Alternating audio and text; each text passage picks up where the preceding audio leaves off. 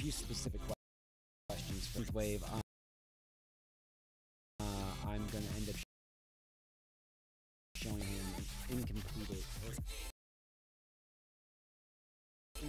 Synthwave jam as part of a segment we call Judge That Beat. As part of a segment we call Judge That Beat. Let me get that right, actually, while I'm thinking about it, so I can upload it, have it good. Let's go with deep.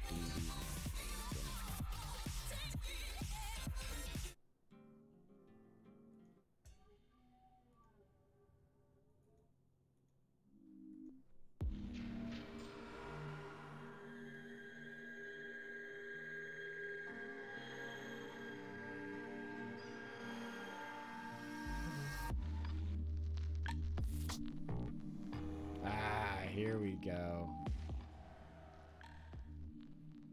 There we go. There we go. There we go. Hey, buddy. What's going on? Here we go. Let's go. Can you hear me? How you doing? Oh, I'm doing good. How about you? I'm good, man. How's my volume? Should I get a headset with a microphone, or is it okay? You're fine as far as volume's concerned. You do sound muffled. Is there anything you can do about that? Yeah, you know what? I'm gonna go grab a headset with a microphone to see these two shakes. 1 second. Yeah, that works.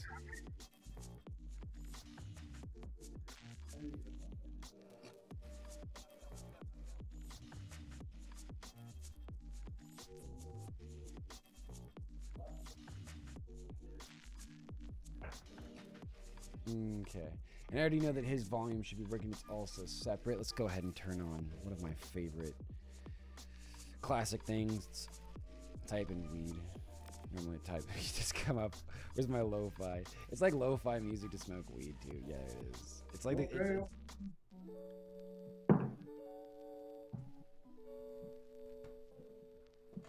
Oh, this should be fine. Thank you. That's the wife. All right. Oh, always fun.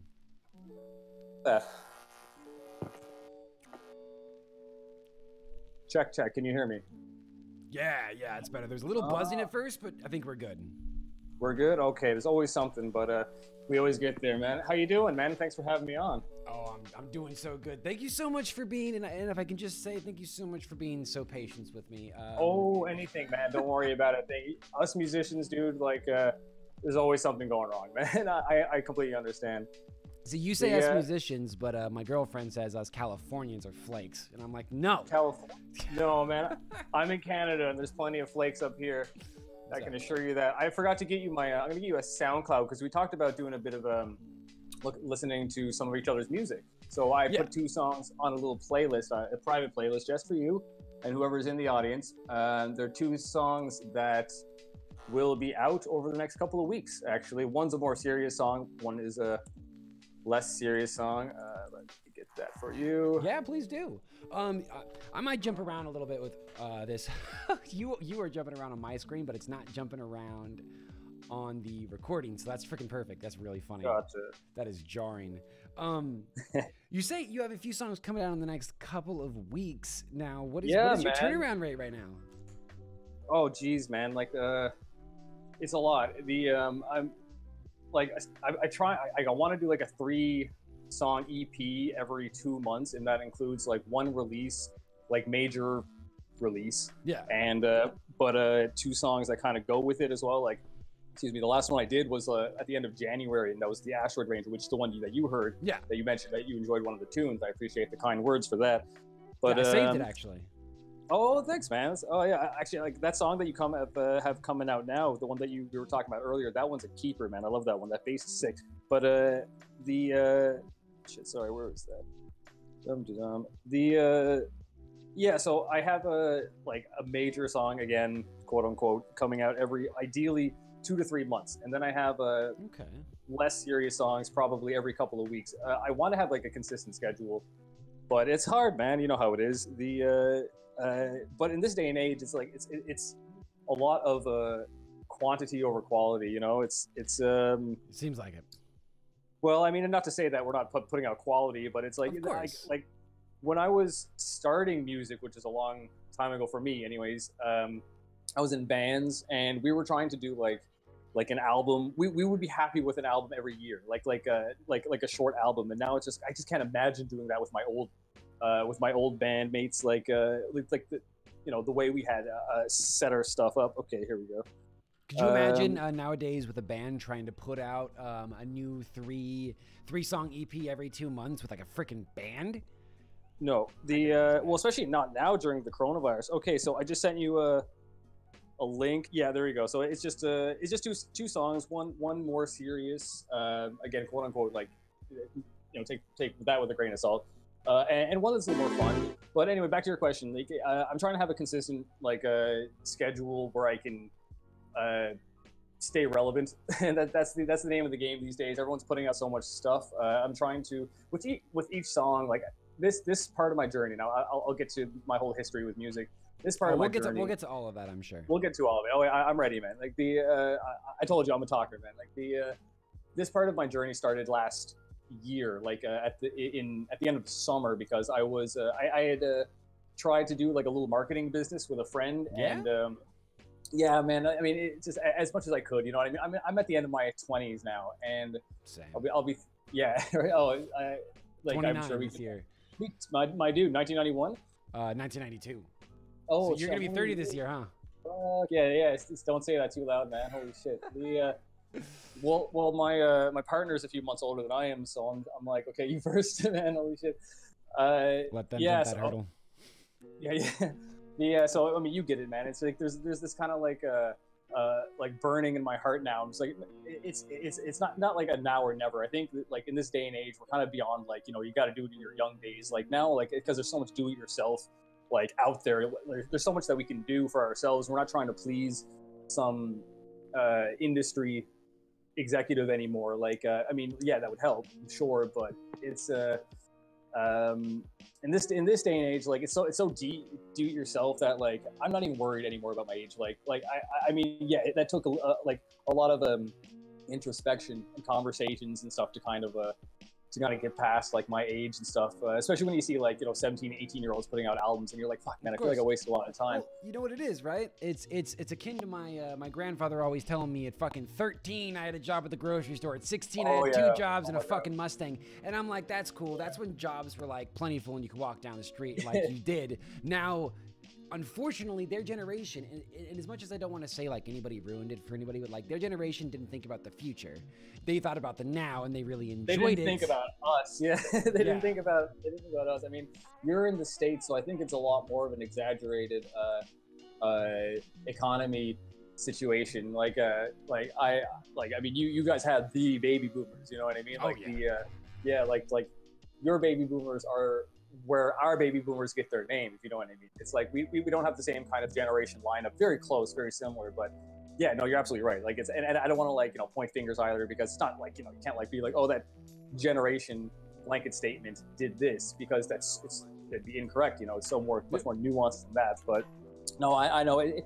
I don't think it's like unreasonable to feel a bit jaded. You know what I mean, by how things kind of turned out and how the direction that things are going. But I mean, on that note as well, I do have hope, man. Like I think that our generation is just so capable.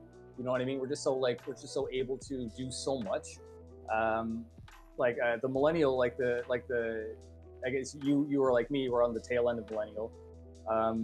We're just known for like having like a dozen skill sets that we don't have the money often to pay someone to make our album art all the time, so we'll learn how to do it ourselves, like or we'll learn how to use video editing software instead of pay someone. I feel like that's kind of an older, it's ready to, there's free stuff for everything. I think that's more of like again, I'm not trying to be biased by any means, but like kind of an older kind of thinking is like, oh, you got to pay the pros to do it. In this day and age, with this whole quantity over quality that I brought up earlier, we don't have the time, man. We don't have the money. Like this time last year, I was I don't know, like if you heard my earlier stuff on this particular project, Sanityzer. Well, really quick, because you're going off on a lot of tangents.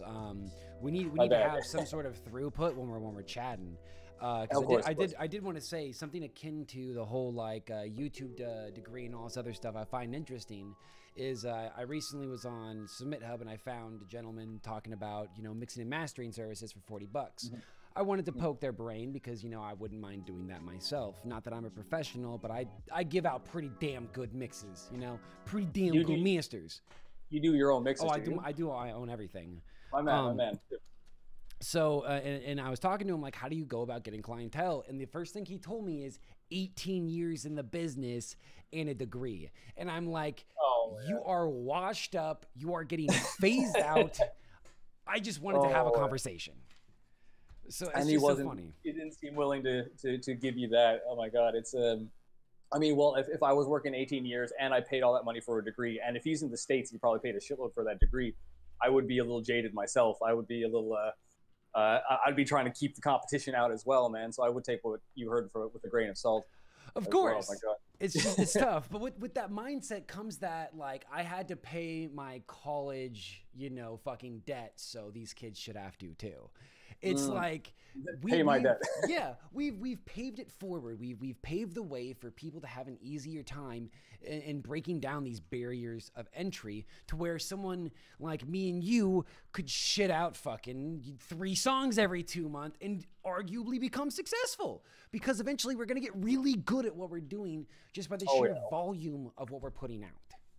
Oh my God, yeah. I mean, like if you're not learning from all this shit that you're doing, then you're not doing it right. You know what I mean? Like, just learn from every single step. And like, I don't know, like I have so much confidence in myself. I guess I got confidence in you, man. Like, just the way that I see your setup, man. You have like, you it seems like you have like, you have like 15,000 Twitch followers. Did I see that right? Like, wow. I mean, we won't go too. I'll try to make it really quick. Make it first.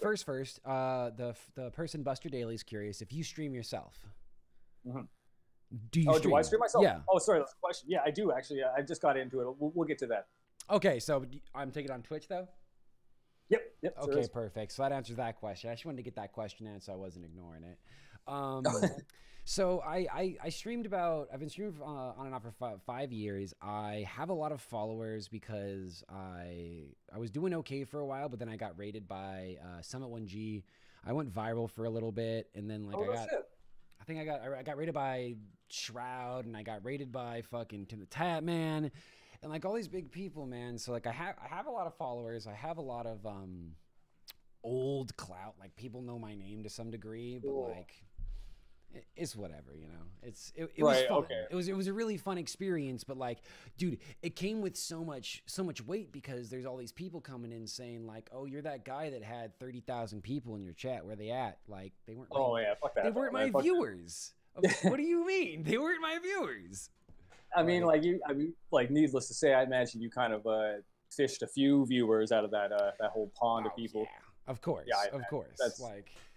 But but we're not here to talk about me. We're here to talk about you. That's where like a lot of my followers come from, and where you know I've actually managed to kind of make a career out of streaming for a few years, which it died a while back because I stopped playing one game, but it is what. Okay, so yeah, I mean, I'm not much of a gamer myself. Now, I guess this is a good segue into my Twitch stuff. Please.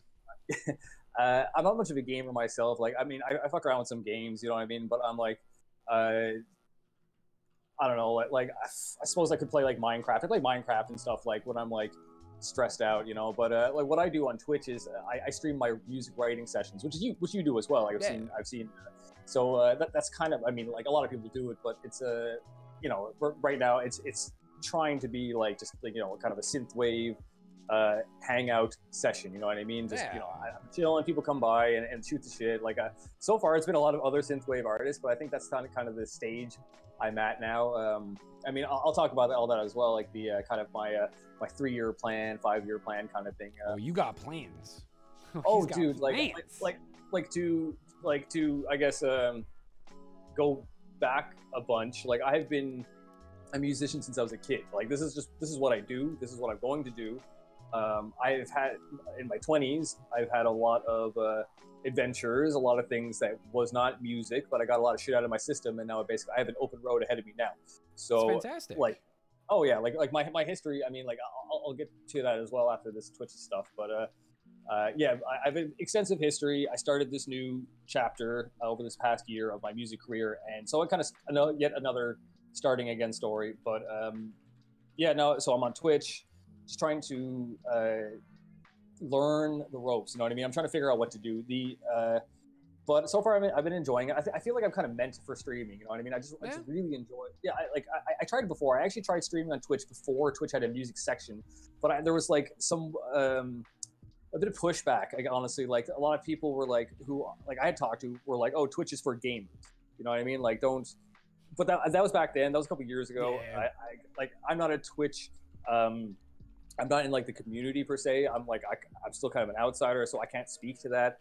But it does seem, from what I know, that now there's a whole music section. There's so many musicians on it. It's kind of something you kind of have to do, because as a musician, people like you or I, we're doing the independent route. You know what I mean? Yeah. I mean, if someone hands us a fat contract, that might change things. I don't know. It depends on the contract. Would you take it?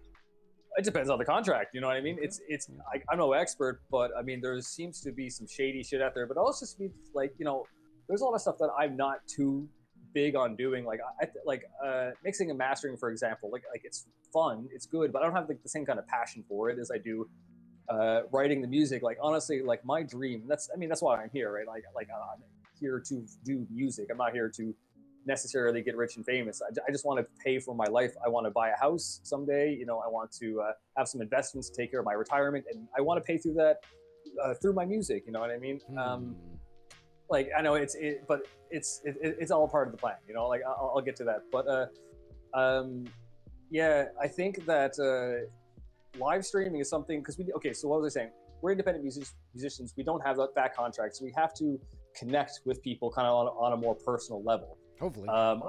Hopefully. I mean, that's from. I'm sure people could correct me. I'm sure, but this is what I've learned thus far. Is the plan is like the road to success for independent musicians is having a strong community kind of built around you of people who really appreciate what you're doing and want to support you. Like you probably know most of them by first name on a personal level. Like you talk to them, you get to know them, they get to know you. Oh, for sure. And to do that, we're very fortunate that we have Twitch and shit like that, because it's a window into my house. You know what I mean? Yeah. To your house. Like I can tell a lot about someone by checking, like looking into their lives, and a lot of people like it. Like if they like what they see, this gives you the opportunity to really connect with them. And those people, even if they themselves may not turn into a paying fan, you know, like you infect them with something, and they support you. They share your stuff.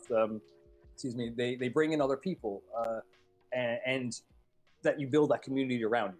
You know what I'm saying? Well, I mean, that's the whole idea of Twitch. And on that note of Twitch, obviously you're going to be streaming your music sessions, streaming your creative process, but there is a ton beyond that. Have you thought about using Twitch beyond just streaming simple music sessions? Well, yeah. I mean, like I'll take notes, man. Like for now, I'm kind of just getting up and running. So yeah, the music stuff is my comfort zone. So that's what I'm able to do at the moment.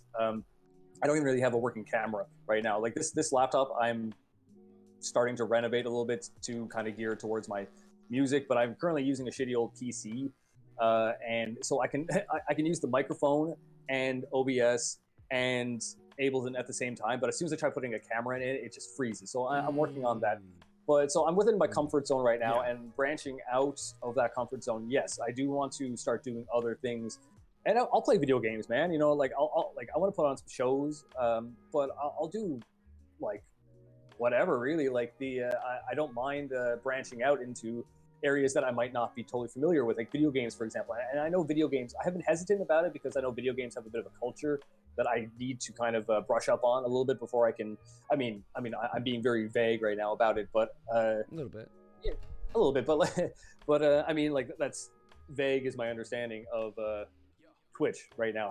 I know I could put myself there in front of people. I can show them what I got with my music. They can get to know me a little bit. But I'm still in the learning phases of that stuff, you know, because I came from the old industry, you know, like this whole new industry is Spotify, streaming, all this stuff. This is so new, and I've been I was in high school in punk bands with people who were like in their late 20s and 30s, just like thinking like, oh, this is how we're going to do it. You know what I mean? We're just going to tour all the time. We're going to do shows. We're going to have our mixtape and pass it out to people. You know, or we're going to find some from.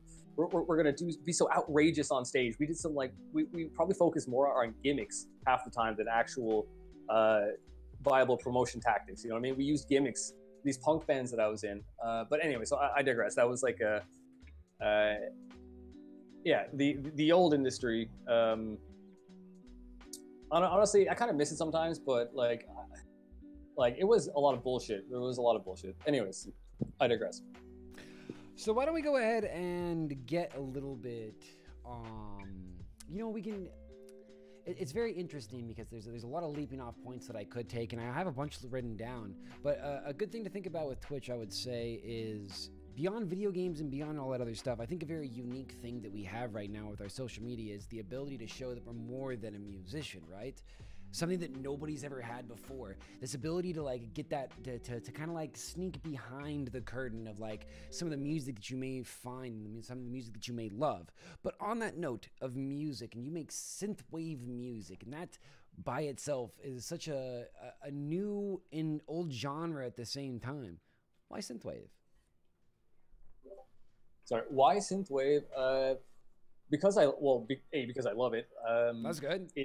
Yeah, it's a really, I mean, like I wanted to be something marketable as well, because I've done a lot of like, again, I have extensive history with music, like from punk bands to, I was in jazz combos, I was in, yeah, man, okay, so I guess I can get into that now because, just get it out of the way, I suppose. So you can't say jazz combo and not get into it. Yeah, I know. That is usually like, that's like a magic word, you know what I mean? It's like, wait, what? Do tell. So I started on bass, right? Like I come from a musical family. My dad's a drummer. My brother's a cellist. A cellist? Okay. I was expecting like a guitarist or something. When you said bass and drummer, I'm expecting not cellist. I mean, it was like some interesting, you know, the jams, like it was an interesting dynamic. I mean, I also play guitar, but like the bass was more my bass guitar, right? Like it's like every bass player not every guitarist plays bass, but every bass plays guitar, you know, at some point. Yeah. I would say, but I played upright bass for years, like years and years, like yeah, man, like but unfortunately through my 20s, like it didn't make it to the end of my 20s, you know what I mean? Like just money problems and stuff, and like I veered away from that stuff. It's a really expensive instrument, isn't it? It's expensive. It's so expensive to maintain, and it's just really hard to get around. Was like the hardest part. Like I'm from a small town on the east coast of Canada. And I moved to Toronto, right? Like the biggest city in Canada. And I couldn't manage it, man. Like, and so eventually I did have to sell it. I put that money back into music in other ways. And, but yeah, anyway, so I was a upright bass player for a long time. I started on electric bass. I guess technically I started on piano. I did piano lessons as a little kid, but so did my brother.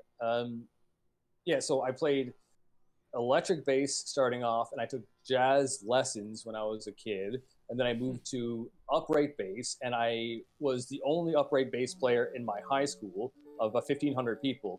So I was like kind of pushed into, I don't regret it at all. It was a really good experience. I learned a lot, but I was pushed into being the bass player for the jazz band for my high school, as well as, and through that jazz band, I had met the drummer, and that drummer, Scotty, I won't get too much into him, but my God, this dude, like he was incredible back then, and I haven't spoken to him in years, but he went to a Humber, Canadians might know this one, Humber Jazz School for jazz drums, and my God, I got to contact him someday. He must be insane. But anyway, so that's a school like for jazz drums. There's schools for every kind of, like, you're in California, isn't Berkeley in California or one of them? Like that's like. Anyway, that's like if I recall, that's. But anyways, so that's where I met my jazz combo people, bandmates. I haven't spoken to any of them in years, but they all went off to do music stuff. All of us in that jazz combo, like music teachers, just performers, like everybody. And I was kind of like the rough and tumble one, you know what I mean? I was like smoking cigarettes and like and partying and shit, like while I was in high school. And these guys were all like.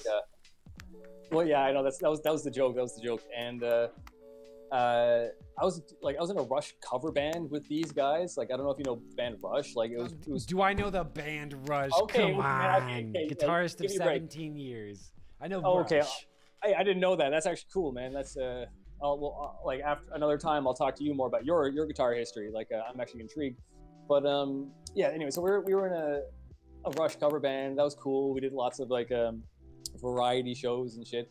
But as I grew a bit older, I think like kind of my downfall with these jazz combos and these jazz groups was actually like I was just got too into partying, and like I was like 17 or 18, and I just dropped these guys for, I mean, like, you know, we were done high school at this point, and like and half of us were moving away for school and shit. This is the jazz combo, so I joined a punk band, and that's where I got into, like I said, I was like 17, because I like punk music anyways. I like all kinds of music anyways, but I was also in like an indie rock band at the same time as that jazz combo, and I think through those guys I met the people who were and playing shows and stuff, all ages shows now. Like I don't like you've probably been to a couple all ages shows back in the day. Like they were just like, I don't know, they were just like, it would just be like a room full of teenagers. They didn't give a shit about the music, you know what I mean? I mean, they did, but they like, I don't know, it was like I think it was more of like a social event than like an actual music event. Get that angst event. out too, you know?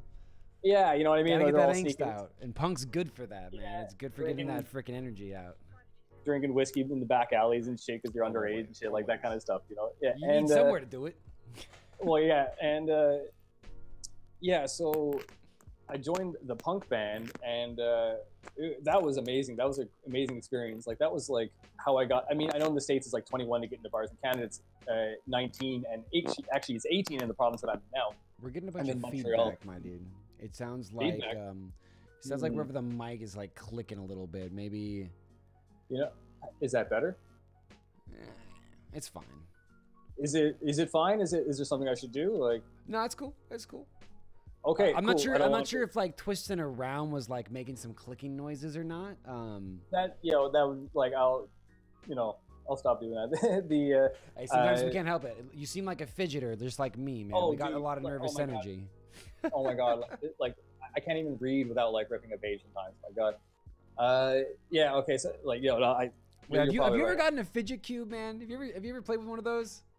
I had a fidget spinner once. I actually found one on the ground during like the heyday of when those things were popular, and like I found one on the ground. I just like I forget about them, man. I get them. I get these things or stress balls or whatever, just so I could do something with my hands, and then I forget about them. I put them down, and I just like go back to like destroying what's around me because I'm not paying attention. Like I'm like the post, like like not even joking. I am like the poster child for ADD, man. Like my brother's got the ADHD, so he's even more fun. So even more fun. I like how you put it. More fun, yeah.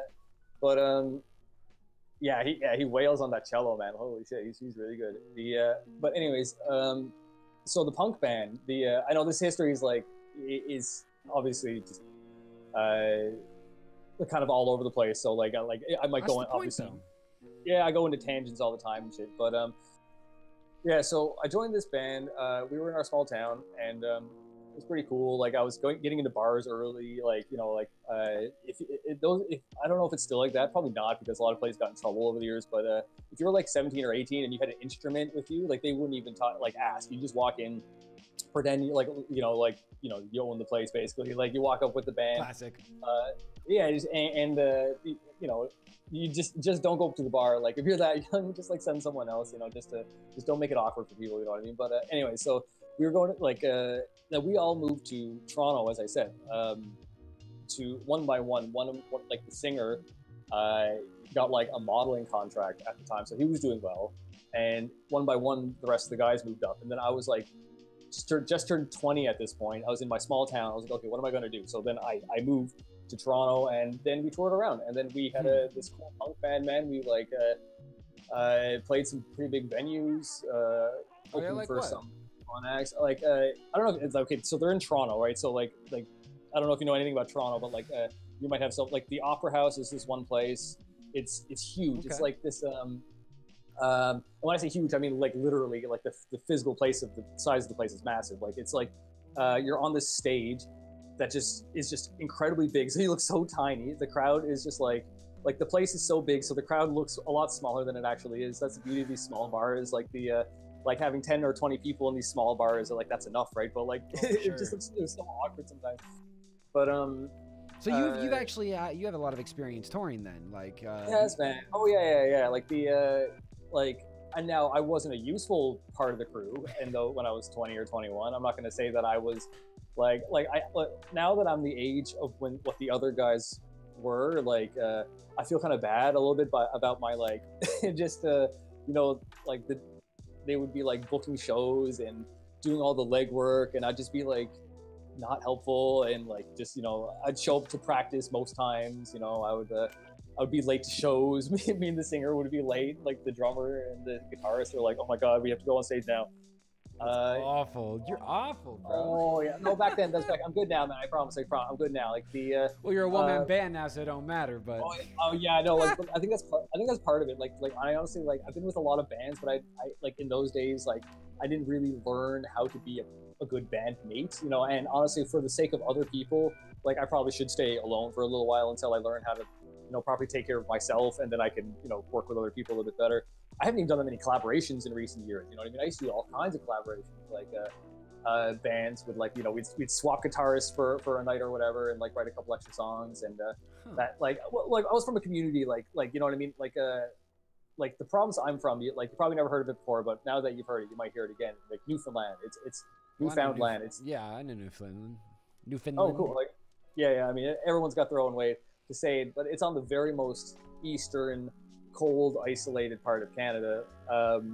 And I mean, not the most isolated part, but it's pretty isolated. So the people, about 250,000 people live in my city. And so that's enough to have some, a fair amount of bands. It's a very musical place too. As you can tell, my whole family's are musicians. And so all the bands, not all of them, but a lot of them know each other. I was in the punk community, right? So there was a lot of it was a fair, I wouldn't say it was tight knit. There was always some sort of drama, always some sort of problem. But you're young. Drama happens when you're young. It just happens. I don't know. It just comes out. It falls out of the sky sometimes. It felt like. But I was like, I'm gonna be good. Yeah, I'm gonna be good this month. No, you won't. But so there's the same couple of bars, right? There was probably 4 or 5 bars that were the punk bars, that the same probably rotations of bands would play these bars. The same people would come to the shows, the same drug dealers, the same whatever. It was so there's a community, right? So we all kind of knew each other, and that's why you gave a funny look when I said, oh, we swapped guitar players and stuff. That wasn't so weird where I was from, right? You would have especially if there was a lack of a certain resource, bassist, for example. I was in a fair amount of bands very temporarily, just to fill in for a night or whatever. But there'd be some drummers. How can I forget drummers? Drummers, each drummer has a minimum of 3 bands where I'm from. It's yeah. It's even my dad, he goes from show to show sometimes. He's not a musician professionally, but he plays with a lot of professional musicians. And but it's good money. Yeah, I don't know, I'm sure he could get paid better if he, I don't know. I actually haven't talked to him much about the business aspects of his personal music adventures journey, but I mean, just being a drummer in general in a place that's so in demand for it has got to be somewhat good money. At least you're getting consistent gigs. Well, they deserve the money. My God, the amount of sacrifice that drummers have to make just to have a show go off is is 10 times as much as probably any other musician in the room. You know what I mean? Because the shit's so expensive. Their equipment is drummers. The equipment is so expensive. They have to get it there. No one helps them. You know what I mean? Sometimes people do, but they're always the one. If you guys get paid $50, the bass player and the guitarist are at the bar drinking. The drummer has to pay the cab home. You know what I mean? With all the drum equipment. So it's just and it's just so much to lug. You know what I mean? And I've seen so many drummers just the last one in the bar because they're still packing their shit up, or they're because they might have to lend some of their equipment to other bands as well, because there's not that many drummers, right? So one drummer might be in, that one drummer might be in 3 different bands. You know what I mean? So one drummer might be in 3 bands at a show. That sounds a lot. And if it's so expensive, I couldn't imagine actually letting somebody borrow your equipment. You have to be real good friends with them, or have insurance. cymbals are a no-no. I hear like cymbals, anything that breaks like and is expensive to replace. Like a drum head, like might not be that expensive for like someone to replace, but cymbals are hundreds of dollars, right? Some of these, I always forget that. It's crazy. Yeah. Like, even like ones with like little circles in it to get like really unique, crazy sounds, and like just like fucking $1,000. Oh my god, yeah, Blows me away. Like my dad, like bless him, he like let me play his drums and shit when I was like an angsty teenager, just smacking these things. You know what I mean? I'd be stressed out if I was letting my kid play my drums. They're expensive. Yeah, you gotta do it just to like find out whether or not they're into it. Like that's one thing I'm gonna give my kid, like every tool, every anything. I want to be able to, and not in a spoiled way, but I want to be able to provide every kind of I'm not gonna get toys. I'm gonna get like musical stuff, or like I don't know, like kid power tools. Give me some kid power tools to find out if my kid's gonna be like making houses, when he's 25. Where's that at? Like, yeah. Well, I wonder like if that's why, like, I mean, when I was young, like I was in piano lessons, but I wasn't too into the piano lessons. I didn't have the same kind of like there was no piano music that I was really into. But when I was young, like in 7 or 8, I was listening to like Jimi Hendrix and shit. My parents gave me my first CD, and I remember listening. Yeah, it must have been like 7. Like I remember listening to All Along the Watchtower, and I remember this moment very clearly. And there's like these drum lines from that song. Like that made me go like just as a kid, like this is music, like this is what I gotta do, this is what I love. Yes. You know what I mean? Yes. And, oh my god. And I love it that we're having a session right now. That's coast to coast, man. It's pretty cool. That's what it's about. Technology. Yeah, man. Yeah, bringing us together, man. And so I remember like my parents were like, okay, like at one point, like I'm definitely very privileged, like in that sense. Like my parents definitely, they paid for music lessons, they paid for my first instruments and stuff. Like I'm That's forever awesome, will be bro. great. Oh my god, yeah, because they came from like they're like from musical backgrounds themselves and shit. Like my grandfather Poppy, he's still going, bless him. He like he can go to a piano and just anything he heard on the radio and just like play it, like just not like beautifully, but I think it sounds spot on. You know what I mean? Like it's he'll just, so I come from the musical background, so I think my parents might have had a similar vision that you did. Oh, what's up? You know what's crazy, man? To akin to your grandfather, and I've never met like a race of people that have just been so naturally gifted in musical instruments. Like I don't know if you've ever heard Filipino people like play fucking like musical instruments, but they have like, I swear every single one of them has that talent. Every single one of them has the talent to just hear, and they just fucking, every single Filipino, I've always been impressed, man, because like as a kid, like we had like I lived in a low income section 8, and we actually managed to get like a nice housing because like it was going up, things were getting better. And I remember us having like this big nice hall that people would freaking just like do like little random get-togethers, birthday parties. And I went in there one day and I saw a band playing. I immediately ran and got my guitar, came back. I was like 14, and I'm like, yo, can I play with you guys? And they're like, what do you know? And I'm like, crap, I really didn't think this far ahead. And they're like, and I was like, do you know Sweet Child of Mine? I was like, I know that guitar part. I would love to be able to actually do that. And I played it like, I don't remember how we looked it up because I think smartphones were just coming out. But like I remember like just like putting it up there and like having them listen to it, and they're like, just one by one, the bass, the fucking drummer, the guitarist, like one by one, they're like, oh, like this? And I was like, what the fuck?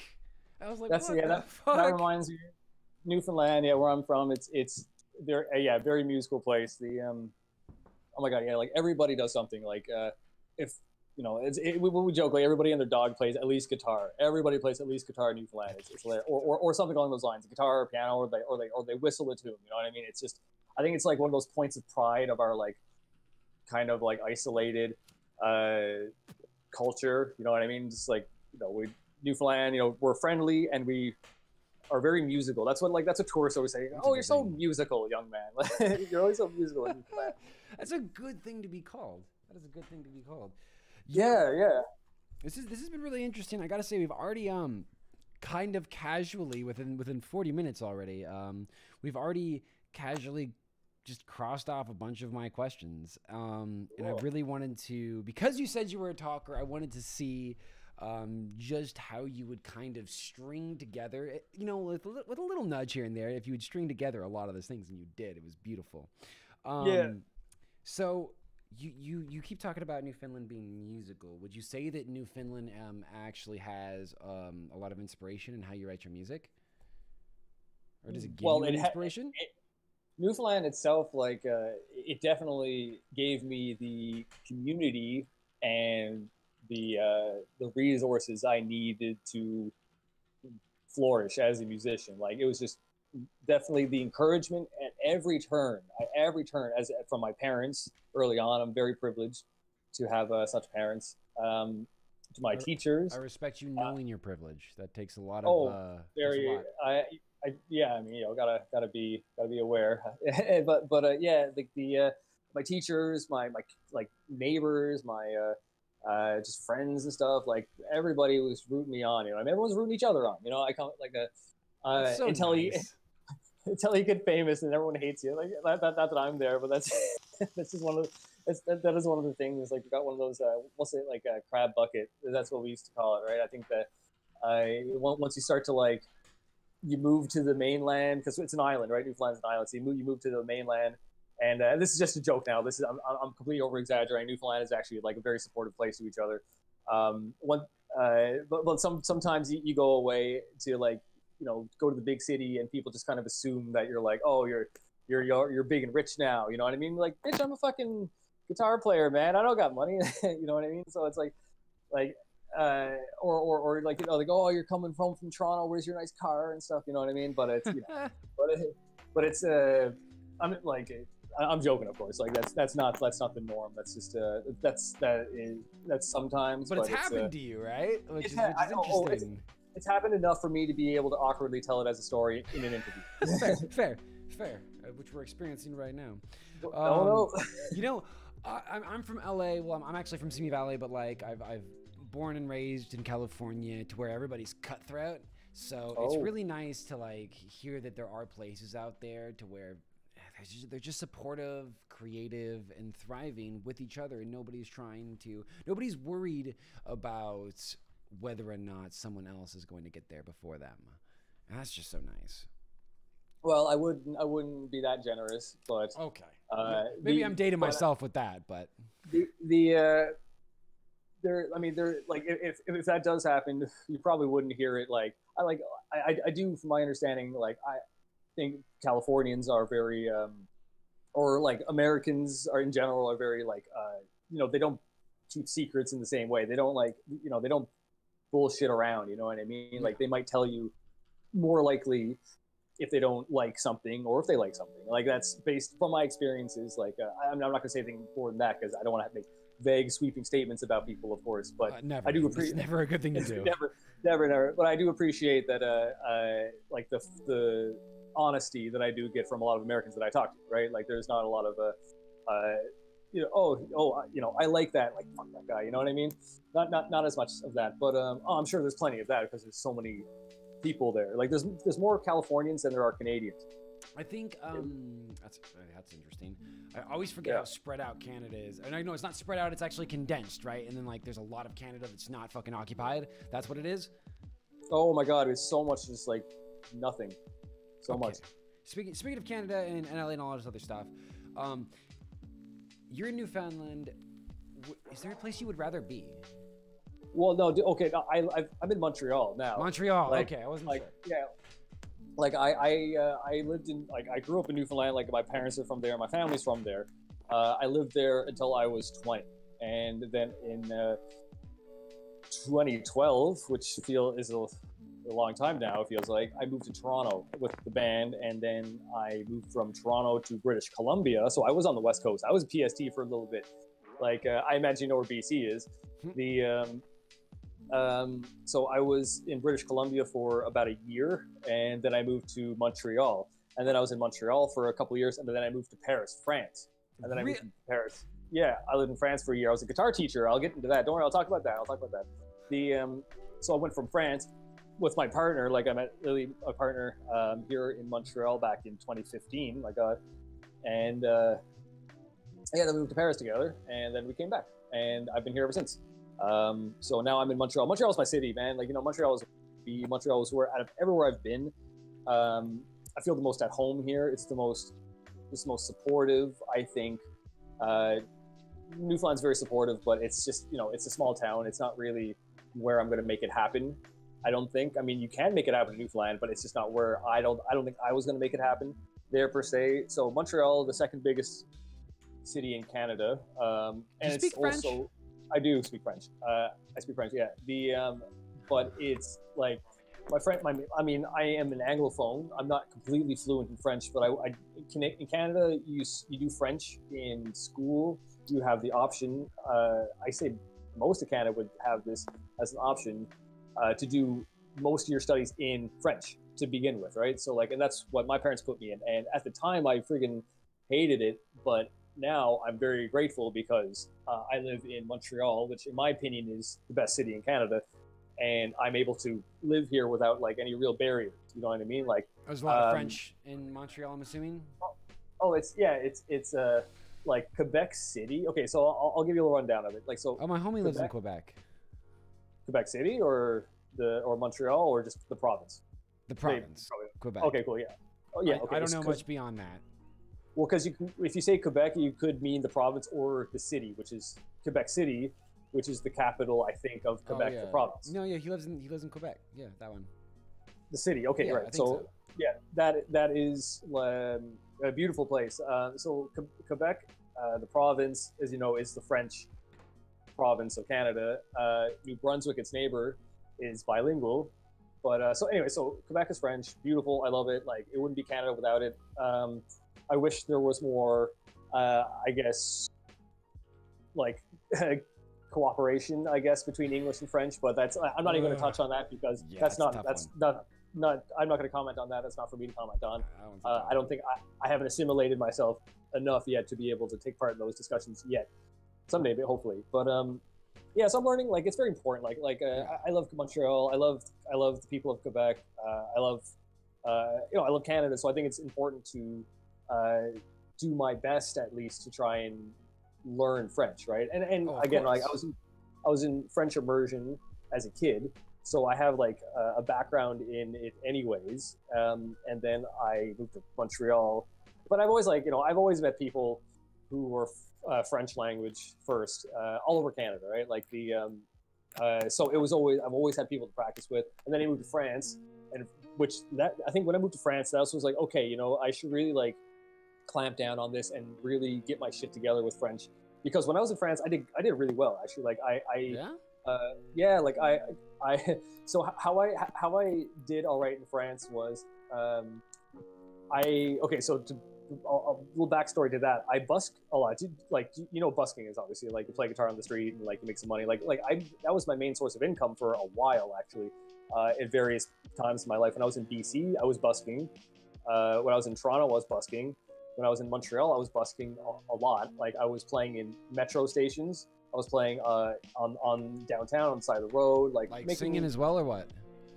I was usually with a singer. Like, I don't sing all that much. I can do some backup vocals, but honestly, my confidence, like back then especially, it's better now, but back then my confidence wasn't quite there. So like, but when I went to Montreal, okay, so I'll talk about Montreal, then I'll talk about France. So like Montreal, I moved here after I did BC, I went back to Newfoundland so I can work, and because rent in Newfoundland is really cheap compared to the rest of Canada, right? So I went back to Newfoundland and I worked, and with one of my best friends, I hitchhiked actually from St. John's to Montreal. I crossed the island, we got on the boat, and we went to the mainland, and we went from Nova Scotia, New Brunswick, and onwards to Montreal. And that took a couple of days. Actually, it was pretty quick. Actually, we just made pretty quick time. But so he plays banjo, and he's a singer. So we had so we had like, I know, yeah, it's good. So we had like a punk country duo, Punktry, I guess, and that's what we call it. And like, I feel like that's a coffee shop just waiting to be opened, bro. Oh, or if not already, man. Like, that feels like a weed fucking dispensary somewhere, man. You know what I mean? Oh, but that works. Yeah, but what was I saying? It's the joint I smoke. My mind doesn't help my ADD, but so Yeah, so we did pretty good. Like for what we were attempting to do, we did a lot of busking because like I played acoustic guitar for that one. Excuse me, and he played banjo. I'd already got rid of my double bass by that point, so like unfortunately, I think I got that right. And but I had guitar, and he had the banjo. That was a pain in the ass to lug, to carry from Newfoundland, all the St. John's, all the way to Montreal. It was heavy, but like all that stuff. But it, you know, we made it. And yeah, we some days we do really well. We find our good spots. We'd be kind of in the busking community. We'd follow the rules. There were rules for that. You know, Of course, there's sign-up sheets. Rightfully so, because Yeah. you know this is the hustle, right? Like, and it's you know, you got to you know, you got to respect each other. Otherwise, it's not gonna work for anybody. And like that's what I learned. And you, like, there's corners that people have just been there for ages, and you know, just let them have their corner, man. You know what I mean? Like, but there's also places that. What was your best day? Best Best day? Oh, geez, like $200 easy in a couple hours. Split In a couple two ways hours, now. huh? Couple hours, split two ways. Because if you knew, like, Montreal is good for outdoor festivals and stuff. Okay. Like in the city, right? Like Montreal will have stuff out. I mean, not right now, coronavirus, everything's fucked. But like the like normally you'd have buskers. Oh Oh, god, geez, that sucks I- right now, huh? like I'm not going near that right now. Like, damn, like I wouldn't touch a fucking loony I found on the ground right now. Like, just because, like, and I could be like overreacting, of course, but I just don't want to take risks. You know what I mean? I don't want to. Yeah, when you don't have to. You know, I don't want to keep this shit going if I don't have to. Exactly, right? Like, but yeah. So like, the really good night is. I'm glad you asked the question. This is a good story. The was a night called. We have something called Nuit Blanche here in Canada. I think it's from France, maybe. Like, I don't really know the history of it, but I know they have it in Toronto as well as in France, Paris, but here in Montreal. And Nuit Blanche is a night where it's for artists and exhibitions to play and show off their art all night, all around the city, Oh. outdoor. It's in the winter though, right? Like, if I recall, or like if I recall, it's in a colder part of the year. Anyways, it's been a couple of years since I attended this because Not the last greatest for year. guitars, but No, like or your fingers, like the like especially a fair. banjo, the strings, especially when they're Oh. cold, are like freaking knives, man. Like my buddy, and he'd be playing something called claw hammer style, so he'd be like dum chak, and he'd be hitting this. He has to like hit the drum and then hit of the drum head of the banjo, and then do his strum. And if he hit it the wrong way, he'd slice his finger open.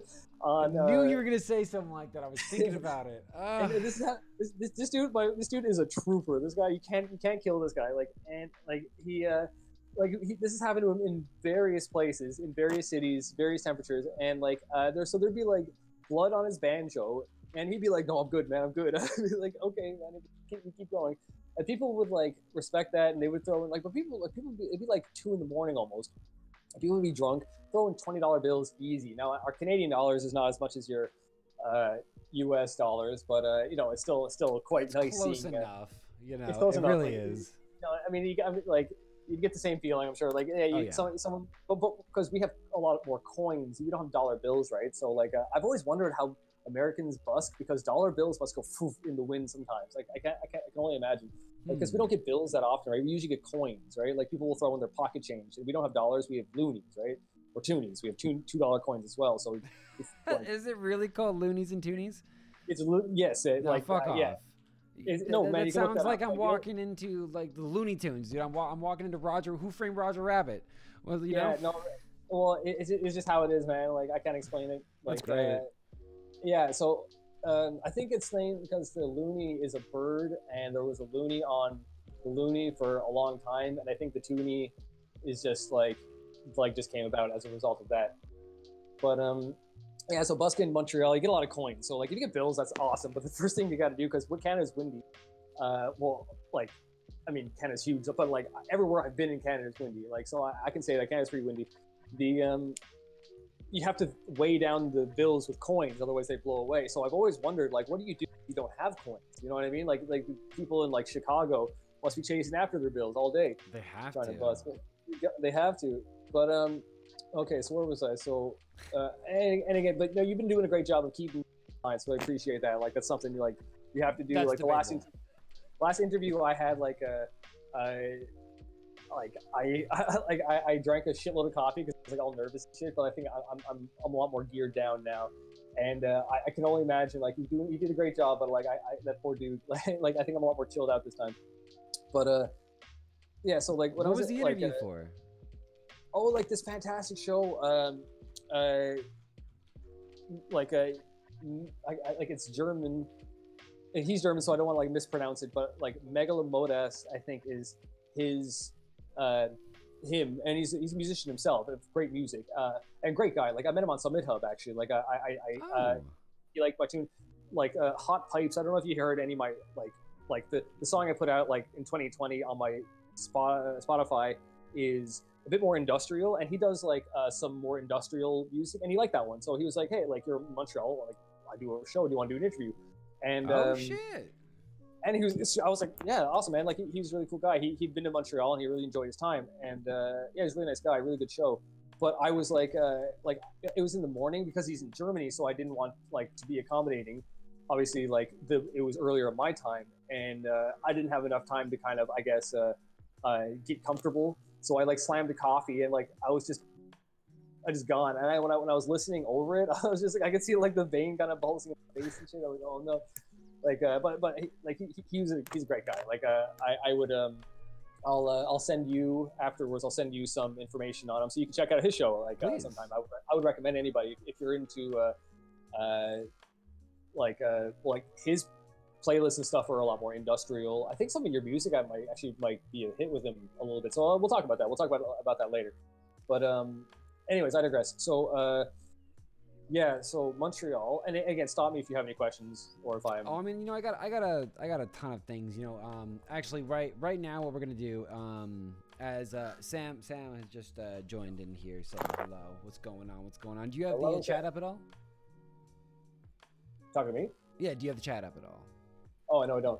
Chat for Twitch. Yeah, there's only been like a couple questions here and there, but like cool. Every once in a while, because someone screamed, yeah, MTL, which I'm assuming is Montreal. Right.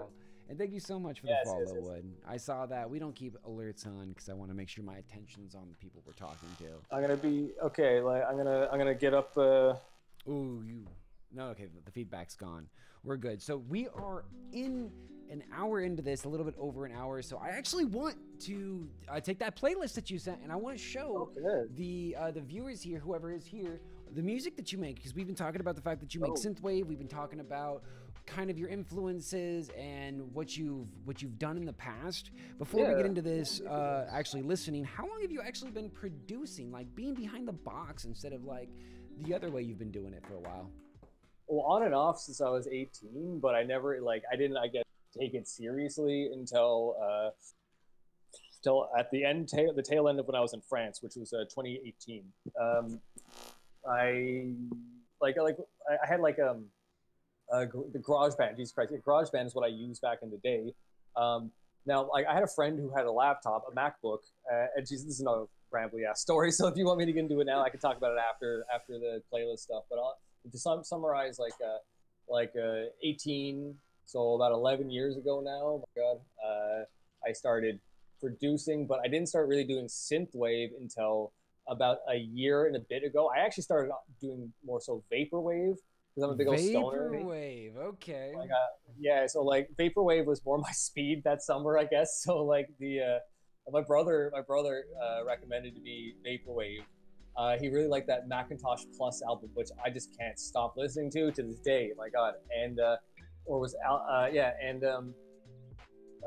one that I guess really popularized vaporwave or one of them. And then I got into synthwave. Like I got into synthwave because it really I was able to kind of use a lot of my old rock and punk musician things that I picked up, like just noodling around on a guitar, but on a synth now instead. So it's a whole different dynamic. It's a lot of fun. But so I like synthwave because I can do a lot of shit that I learned, like drums, for example. Like I can really envision more so than other electronic music producing. I can envision a live drummer, and then I can recreate it from there, because you know what I mean. I just remember my dad playing all these years, so I'm really able to. Yeah. In my opinion, I'm able to. I mean, someone could tell me I suck. Like, that's fine. I think I could really envision like what a real drummer would do in these scenarios, and bass as a bass player, I love writing the bass lines for us. That song that you heard, that this is actually had a pretty strong bass line. Yeah. I feel. For sure. Oh, for sure. Yeah. Actually, what's really funny is talking about drums, specifically about your production. I had something written down. Man, why you put so many fills? There's like a fill every 3 seconds in like one of the jams I was listening to. For what, drums? For drums? Drums. There was like some toms going down, some toms going up. I was like, that's a lot of toms. It's just what comes out, man. Like I have like 6 different toms with a bunch of reverb and other stuff assigned to like my keyboard, and then I just go. You know what I mean? I'm just doing my thing. I'm like, dude, like I recognize that maybe I put a little bit much just the tom. a little too much tom fills. They're fun though. But you're not the first person. I've been hearing that since I was a teenager, man. Like and it still hasn't clicked. You know what I mean? Like it's just what comes out, and I just roll with it. But I do remember like sitting like at punk shows in between sets, just like, you know, I'm drunk, I'm gonna sit down on the drum set for a second, you know, just, you know, piss off my buddy, and then like I had people for yelling like, too many fills, all the drummers yelling from the audience, too many fills, man, too many fills.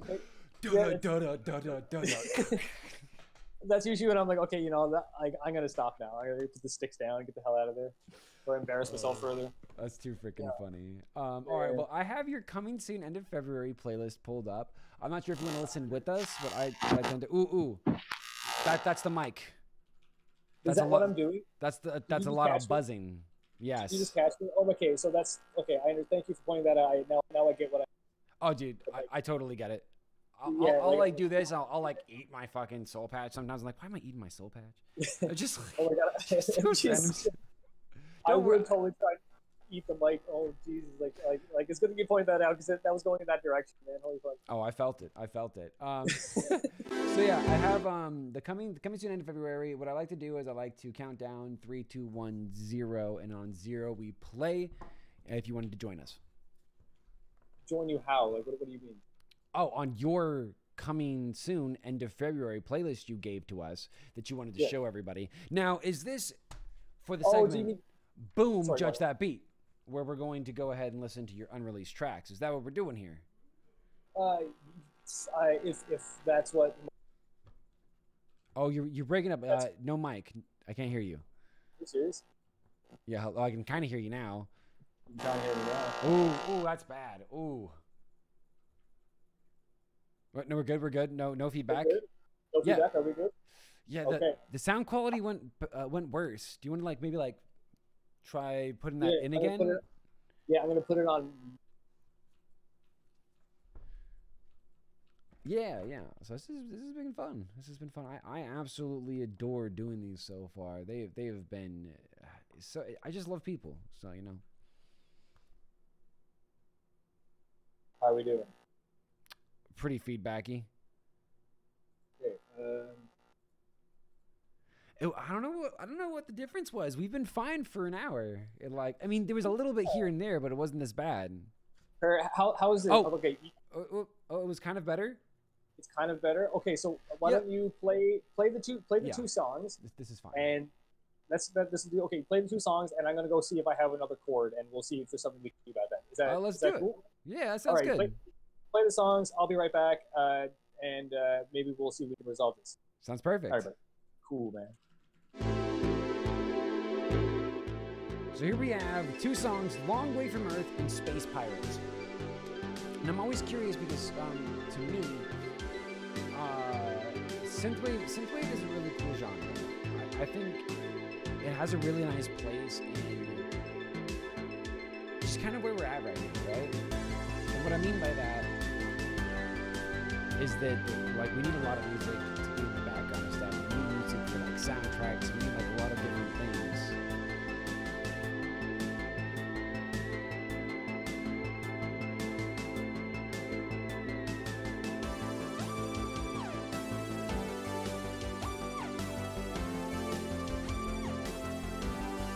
Have fun.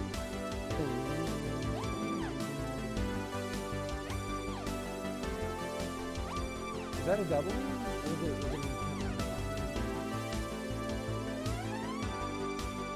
It sounds like fatter, right?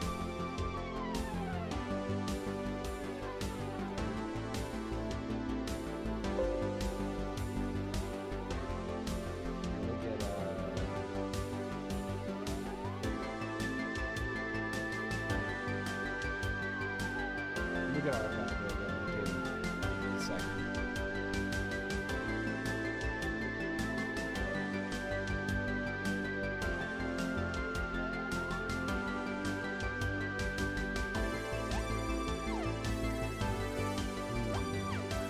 Let's see if there's like something different now. Or is it just... I don't know what it-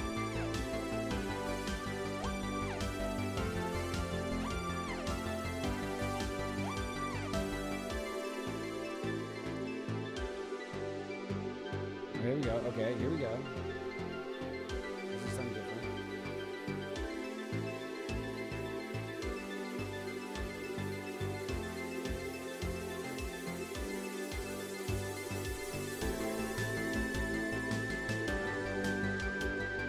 Okay, let me get like this like little.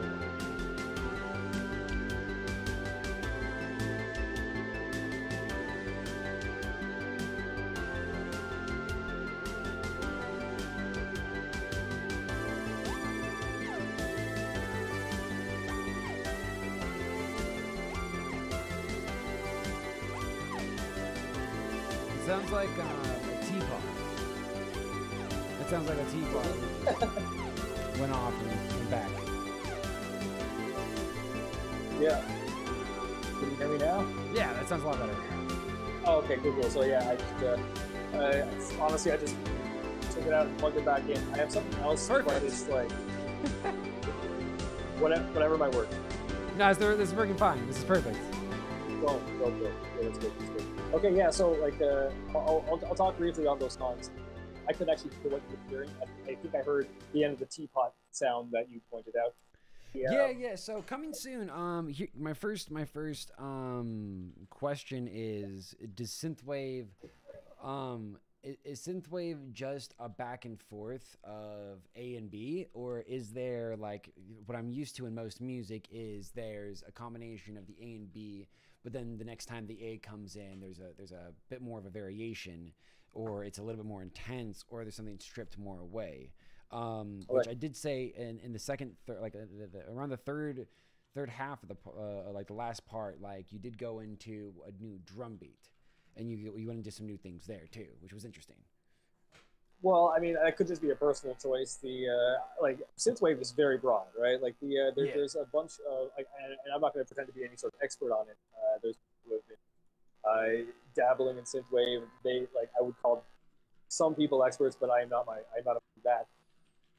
But the synthwave is a very broad genre, lots of subgenres. And what you're listening to there, like what I'm trying to kind of accomplish is mix, like I'm trying to find like a halfway point between synthwave and it's like space wave. You know what I mean? So like without space wave is a lot more atmosphere. Oh yeah, that mic is going in and out again. God damn. Okay, I'm gonna try this. Then I'm gonna try one more thing. Yeah, let's try something. Because we got Space Pirate, and then I don't actually think you can hear me. I should probably wait.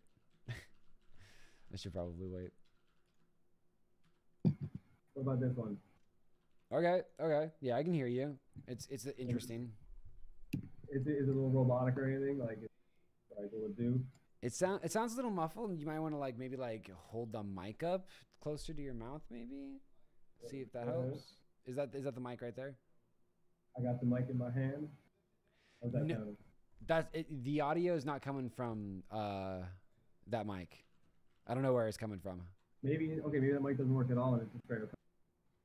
If that's the case, then I might as well just not use it at all. I mean, I can. Oh, I can hear myself though. Rats. It's always a struggle. Always a struggle. This is, I've never. How do you not have a mic? Had this mess up before. So oh wait, that's good. That's, wait, what's this? What's this? In the butt. This is great. So I guess I'm just going to have to try and wiggle this out, and if it's perfect, if we can't figure. It's perfect right now. Oh, don't fuck with it. Okay, sorry. Can you hear me now? It's perfect. Yeah. Oh my god. Okay, so honestly, like this doesn't happen with this thing usually, so I'm kind of at a loss with what might be going on with it. So, yeah, I mean, if like we'll continue on, and if it does start to become unbearable, then maybe I'd have to bail at that point. Hopefully not, because I'm having a great time. But I think we're fine. Like it seems perfect right now. It definitely seems perfect. Well, then I'll be as still as possible for the best I can do. No, don't force yourself. You do you. And apparently, if it messes up again, we just unplug it and plug it back in. It's not that big of a deal. So yeah. So back to Long Way from Earth. Please tell us a little bit more about it. Right. Yeah. Okay. So that one is still obviously as a work in progress. It's not mixed or anything, and I just want to show you kind of where I'm at right now, because the EP that I did in January, at the end of January, excuse me, it's the start of like a concept album. Like I'm a huge space nut. I'm a big nerd when it comes to anything space. Like as a kid, I had like rocket ships on my walls. You know what I mean? That kind of it's a long time thing. So I'm a big sci-fi guy. I'm a big sci-fi person. So I'm trying to kind of incorporate a little bit of that into my music, or a lot of bit of that into my music, because it helps kind of like inject a bit of passion and my personal energy into my music, which kind of, in my opinion, brings out that like emotion that really makes a good hook or makes a good song. I've had a bit of a problem. Yeah, I've had a bit of a problem in my earlier producing times where I made a lot of soulless crap. You know what I mean? A lot of stuff that has like a good sound, but like it just who cares, right? That's all it was. So yeah. So I want to have like something that's more me, because I know I have written some good tunes in my time, and the songs that people like the most, like out of all my experiences, like from my earlier jazz stuff to like my punk to like my any electronic music that I might have done, the stuff that people really like the most are the ones where I'm just kind of fucking around. You know what I mean? Like the ones where I'm just like the hooks and stuff that I got from, you know, smoking some weed and then just like recording what comes out or something. Like anything that like I got a problem with overthinking it, but not so much anymore, but I did for a long time. And it took me a while to actually get out of that overthinking stuff. You know what I mean? So like that, and I think that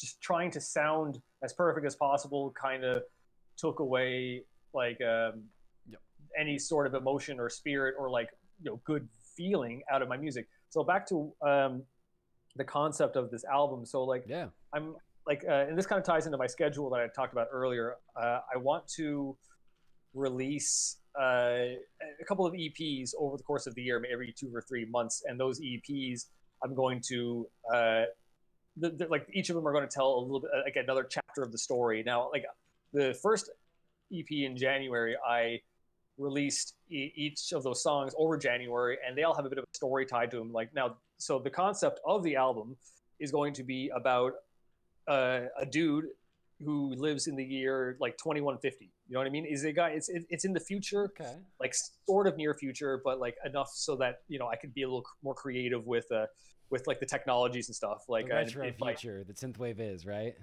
Yeah, exactly, right. So like the I mean like the retro sounds is how I kind of, those are the tools I use to paint the picture, but it's going to be about the future. You know what I mean? So yeah, it's really interesting. Yeah. So so how do I summarize exactly what I am trying to accomplish here? Yeah, so I just want to tell the story about a dude in the future, and in this particular timeline, just so I can take more creative liberties. Like we're already in space, you know, like there are, you know, your rocket ship, you know, like your spaceship can get you to the other side of the solar system. You know what I mean? But we haven't found aliens yet. I'm not going to reveal too much about the story, but like I want to incorporate some sort of like climax with aliens. It's going to be a space opera type. You know what I mean? So like, is there going to be lyrics? Well, what I can muster up, like, so in the song "Ancient Might," which is in that EP that you saw, it's the song that comes after "This Is the Magic." I actually did a bit of vocoder, and if like I can send you a link, honestly. Like, what's the song? "Ancient Might"? Yeah, it's on my Spotify. I got it up right here. We're playing it right now. Keep talking. Nice. Yeah, so I used a bit of vocoder because I'm working on a bit of lyrics and stuff, and I'll tell you the lyrics after because there's only like, you know, a couple lines. I'm tiptoeing out of my comfort zone. You know what I mean? I told you earlier I'm not much of a vocalist, and lyricist is also something I don't have a huge amount of confidence in. But it just takes an effort, right? It just takes that first step. Yeah, exactly. So I'm hoping that this might be the first step. Those tom fills. Yo, started off strong with some tom fills. You can't get out. You can't get away from it, man. Like it's just in me. You need it, dude. It works so well in freaking Synthwave. Like, why would you not put it there? Okay, okay. No, dude, vocoder works really nice in Synthwave too. Thank you for saying that, because that was a bit of a gamble. That was I've heard it a couple of times, but I don't have a lot of experience with it. Agrees, bro. Word. I will say, man, I'll mix and master your music. Will you? Oh my god, like that would because I just don't have the equipment for it. I have like some monitors and shit, but like man, like for it, but I'll still do it. The your mixing is better than mine. Like you can hear it in the sound. So like honestly, yeah, we'll talk about it after. Any help would be helpful. Yeah, well, I mean, like this is the easiest thing that I say is like mixing and mastering is they say it's hand in hand, but mastering is like one of the easiest fucking processes in the world. Mixing is yeah, dude, mastering's fucking cake. It's just about making things sound nice and pristine, making sure like that level actually feels like that level, and it's super weird. So all you have to do is make sure all of your fucking sounds are at around like -6 decibels when you send it to me, and I'll be able to do some pretty good shit with it. I'll bounce it down properly. I know like, the drill. Like, exactly. Like that's all it is. Like in as far as mixing, you don't need to do anything with mixing other than move the faders on whatever program you use. And then like the intricate stuff, yeah, there's some stuff like roll off some lows, take off some highs, some obvious stuff. Like, and if you don't know that stuff, I'm happy to teach you. But I'm sure you like it's very straightforward stuff. Any advice you have would be super awesome. Yeah, I mean, I've been doing my own shit, and it's coming along, but you know, I want to take my shit more seriously, so I'll probably accept any help that someone might offer. Like, for example, I have a buddy who's on my Discord and stuff, and he's been amazing. Andy, if you're watching, you're awesome. He's done my art. The guy's been he's been helping me with my Discord, because I'm just I'm a bit of a caveman. Like, I'm not so bad these days, but like when it comes to this is the first time I've been like on Discord for an extended amount of time.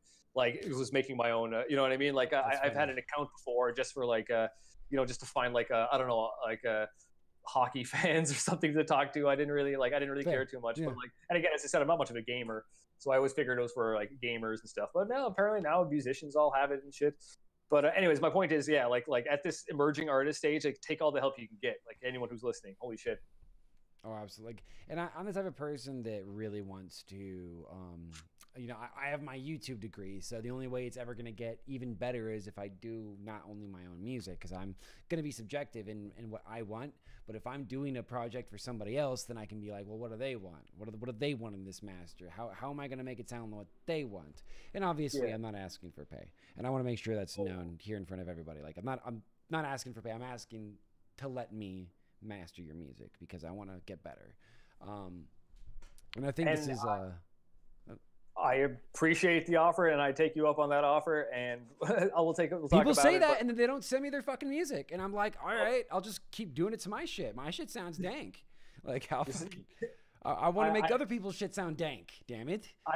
I'll take some dankness, man. Like, that's some of that dankness. That's no, man. Like I'll reach out. Trust me. Like the mixing and mastering has been like a bit of a hill for me these days. Like, I mean, at any days, like mixing and mastering has always been a bit of an adventure, and I'm like, I'll get there, but I just don't have like the fucking mind space for it. You know what I mean? Like, it's like it's not what I want to do. I mean, I'll do it. I'll do anything. You know what I mean? Pretty much to ensure my business is my music making business. That's what it is. Like, we are businesses. Like, I'll do anything to make sure that is, like, not gonna fucking die on me. But damn, like mixing and mastering is just like I feel like maybe it's my confidence or something, but like, I mean, I don't know. Like, this is a long way of saying I'll take you up on the help, so I appreciate it. It's tricky because it's like it feels like so much steps, and it's a lot of steps, but then like those steps become a lot of fun once you figure out how everything works together. But so why don't we get on to Space Pirates and see what this song's about, and then we'll go ahead and send you. I actually have a synthwave song I made for a friend. I wanted to do some songs for streamers because that's the realm that I'm coming from, and I wanted to like give them some theme songs. In return, they'd put my Spotify on their, on their stream. Very simple, straightforward thing. But like the first guy kind of burnt me a little bit, and I haven't really tried too hard to do it beyond that because I've just been like. Burnt you? What do you mean? I made an entire song that I think is gangster, and he's all like, it just ain't for me. And I'm like, damn, dog, like tell me like before I make an entire fucking song. He's a really nice guy. But let's go with Space Pirates, and I'll show you my jam. Yeah, this one's a slightly less serious one, but it's fun. It's fun. And did you want to listen along? Yeah. I mean, what do you mean? Just like to time it up on my end, and then we can. I just do 3, 2, 1, play. It's so simple. Yeah. Okay. No, you go ahead. Don't let me slow you down. We'll talk about it after. Okay. No problem at all. I've heard it too many times already. I never do time at all, right? That's not true at all. You get a little tired after the 1,000 seconds.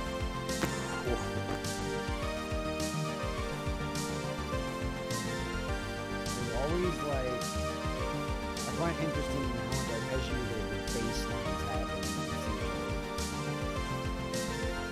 Oh yeah. So it's always a groove you can count on.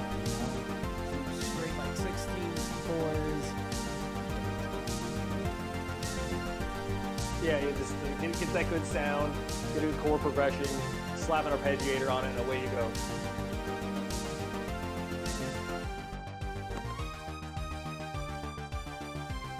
That was interesting.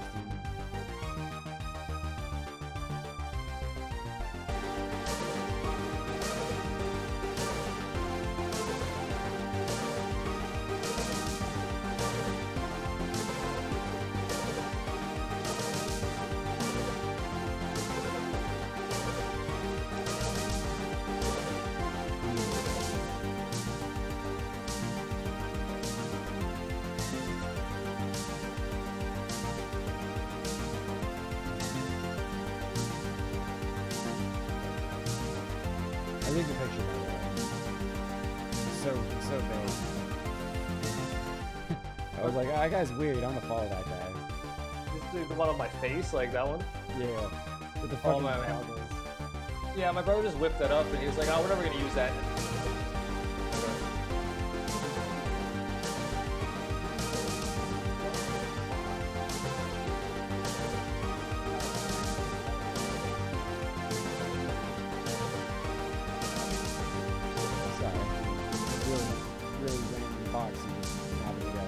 Oh man, don't worry, my weed shows up by box as well.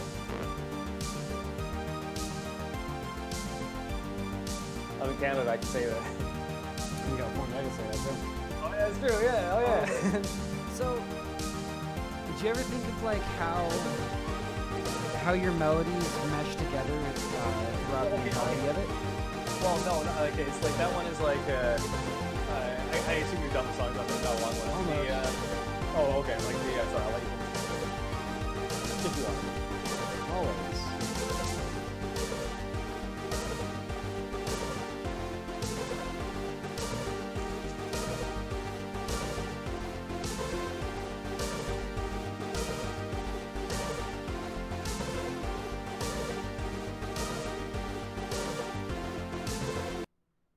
Okay. No, I'm done. Cool.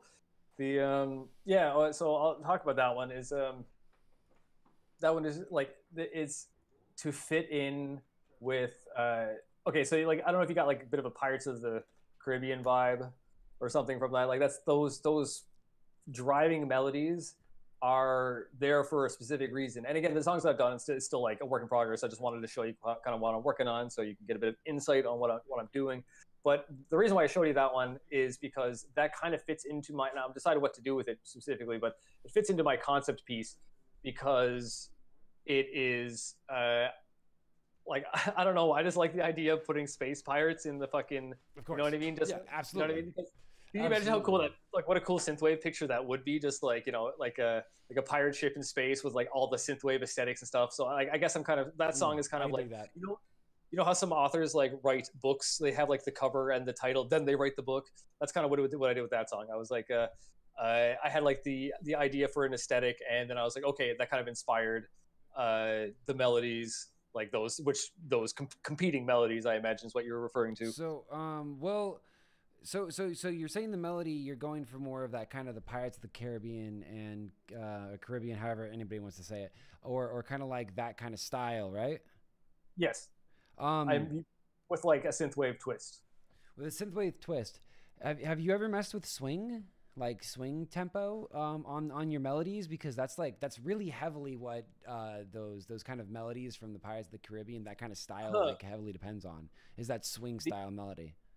So okay, so you're saying like the swing rhythm, which is something I actually thought about doing. I was like, okay, well, like hopefully without getting too away from what I like the synthwave aspect, I was going to look into like Google, like okay, like how do you write pirate music, or what is pirate music? You know what I mean? So like it's not straight. It's not straight notes.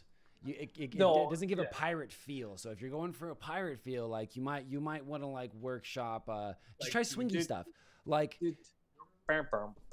something like that. Like well, I mean, your melody's fine. Just swing it up, dog. Like your melody would work just fine.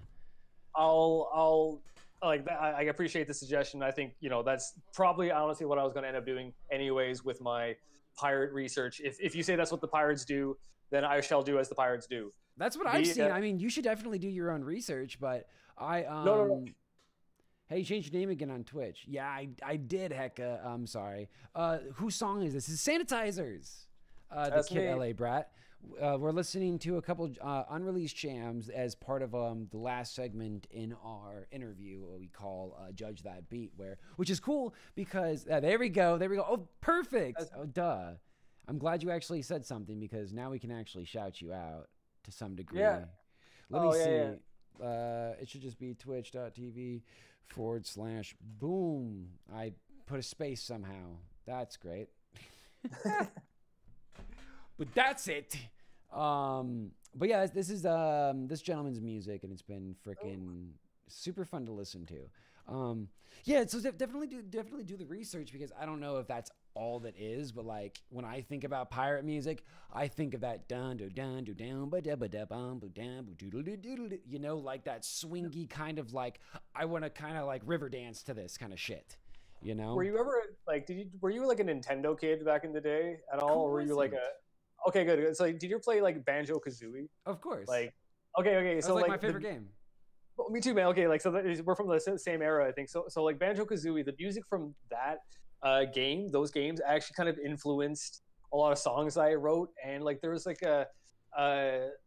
like they have like some sort of pirate thing. So no, that's just, I had to ask because like you said you're on the same age as me, and like when you talked about like that kind of pirate like swing themes, like there's a song from one of the games that immediately jumped into my mind. Yeah. So I think I think I know what you're talking about. Another thing I was actually thinking about doing was maybe trying some more lyrics with the vocoder. You know what I mean? Because what I did for that was for Ancient Might, I took one of those like text to speech generators, and that because I don't have the microphone for that shit, right? So like I did a text to speech generator, then I just ran it through Ableton's vocoder plugin with a little with basically I just like took the bass line, bumped it up a couple of octaves, and that's what it is. And then I arranged the notes so they matched the lyrics I was trying to form. So I'm thinking of kind of trying to do that, but maybe some like yo ho ho kind of shit, like that'd be along fun. with those. Yeah, like it's like really, if I'm doing this pirate shit, like I really gotta like like I gotta get into it, man. Like I gotta do it all the way. So like I'm gonna do your suggestion. I'm gonna like look into the more piratey rhythms. I think I will. Like I think I just inspired myself. I think I will do that like vocoder shit, so I can like get some like it'll be like robot pirate. You know what I mean? Like oh, absolutely. I'm hearing something. I think it can work. I think I can do it. But you'll be the first. You'll be the first to know, man. Don't worry. Like as soon as I got this, like you'll be the first to know when this is out. But this is like this is not going to be my like heavy hitter for like the quarter. You know what I mean? Like that other song I showed you, "Long Way to Earth," is, and that fits into the story really well, because I left the last story at Ancient Might. He's out way out at the edge of the solar system, and he just found a surprise. Like he found alien technology. This is the story, and I kind of attribute each chapter as a song, right? Like that sure. comes out. So he at this point of the story, and if anyone wants to know more, like on my Instagram, I drop little bits all the time. If you're into space and sci-fi, You can post it love in writing chat if you sci-fi. want. Yeah, for sure. It's yeah, I'll do that. But so I leave Ancient Mind at like that one is left at the end of the solar system, so a long way from Earth, obviously. He's on the way back, and it's just kind of it's like a bit of a sad feel, like it's like the lone hero, you know what I mean? Like the job he has sends him out to lonely parts of space, and it's just kind of I'm not trying to like that's not necessarily like where I feel with it's not about me, you know what I mean? I'm not like, this is just kind of story. Yeah, I'm just telling a story, you know what I mean? It's not meant to be anything particularly deep, but I'm just trying to get people interested in space, you know. And this is a great time for space too. I don't know if you're into that stuff much, but into space, yeah. Of course. How can you not be into space? We're making crazy advances. Holy crap! In this day and age, man, oh my god, it's just like you can turn on YouTube and stream rocket launches like every day now, pretty much. It's like, or it feels like every day. Okay, copy link. It's pretty mind blowing, actually. Yeah. You go ahead and throw it in there. So I have this I do have this synthwave song that we should get to sharing. Yeah. So I'm not sure. I'm pretty sure I sent you a version of it. Yeah. Just in case. No, that was the same one. Yeah. So we can either do the 3, 2, 1, or you can play it on your own time, and I can play it for everybody over here. Well, I want to hear it. Like I want to actually hear it. You know what I mean? So I'm going to mute myself on this end, and I'm going to listen to it on this end. I actually want to be able to give you, you know, like my proper attention. All right. Oh, for sure. Okay. Well, let's get it doing. I'm gonna say 3, 2, 1. Play. Doesn't matter if he's doing it at the same time as us. So this is my synthwave song that I was making for a friend of mine. It's unmixed. Wait, don't start. Like, is it that link that you just sent on Spotify for Spotify? It shouldn't be Spotify. It should be SoundCloud. What? Yeah, it's SoundCloud. Oh, it's SoundCloud. You sent it. Wisebot gave a Spotify link. So where's your SoundCloud? I got to get to that. Or did you send that to me in DM. Discord? Discord DM. Oh shit! I told you I'm a caveman. thanks for your patience. You're on Twitch. I could have done that. No stress, man. Okay, so I'm good now. I will catch up. Okay, here we go. I'm gonna play it in 3, 2, 1, go. Okay, so this, like I said, this song is I was making for a homie. I want to finish it up, but it's interesting.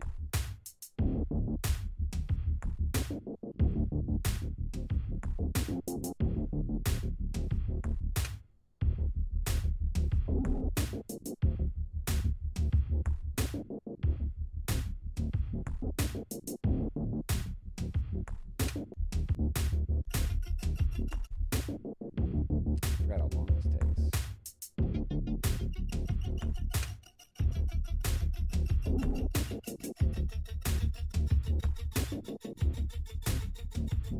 It's going for like a dark vibe.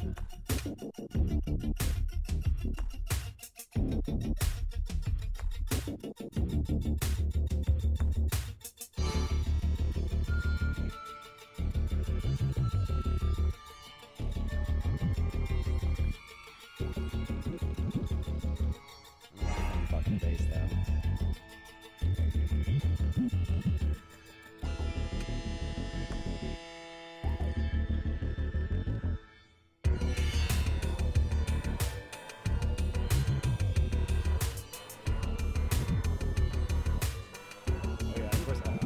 Guitars.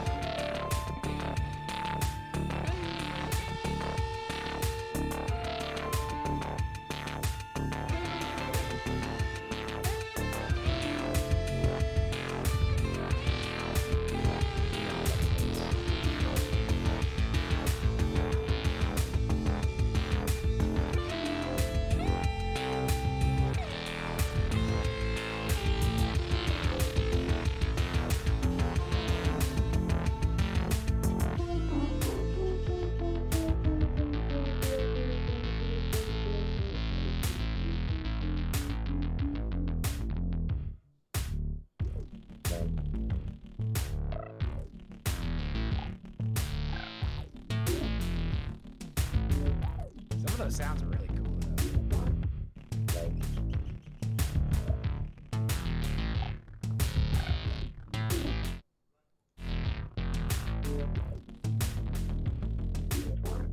Yeah, that's cool, man.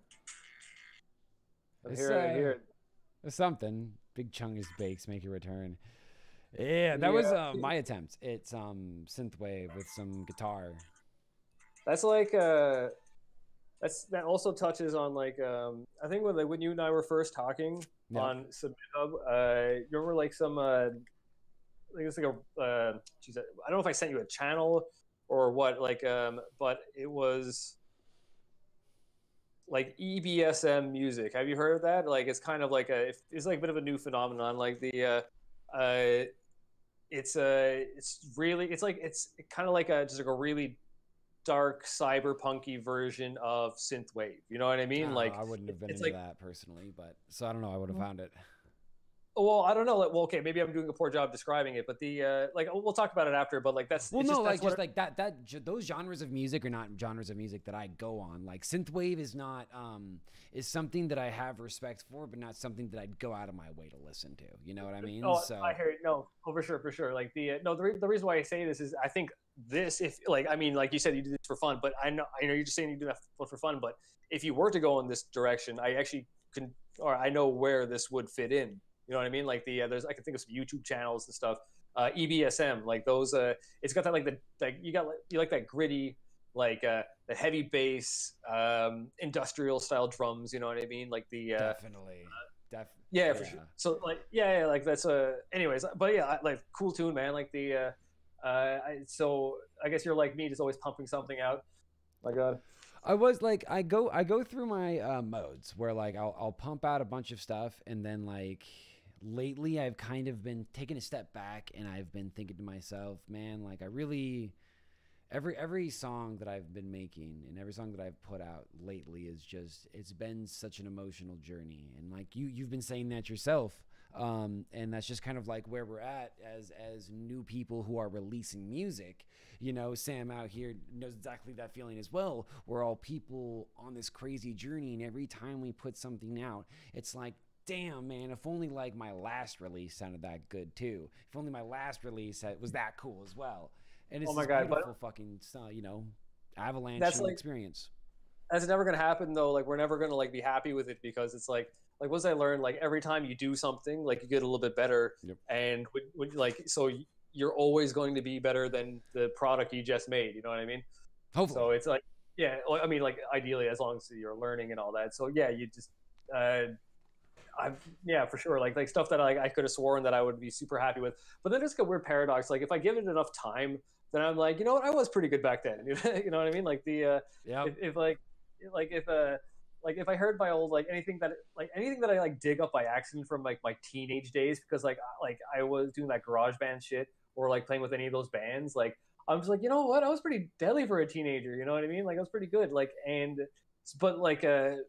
it's like it goes through like a phase. It's like, and this I find this to be happening for songs that I actually was kind of sick of stuff that I put out in my early 20s as well. Like I'll go through a phase. Like I'll put something out, I'll be like happy with it, and then I'll hate it, and then enough time goes by, and then I'm happy with it again. I don't know. It's like it's all psychology, I guess. It's like we're never really going to be happy with like anything we put out fairly recently. But I don't know. I can't explain. Like I think it's mostly just because enough time has passed, and I've kind of forgotten like how that song sounded, and it's like it feels kind of new.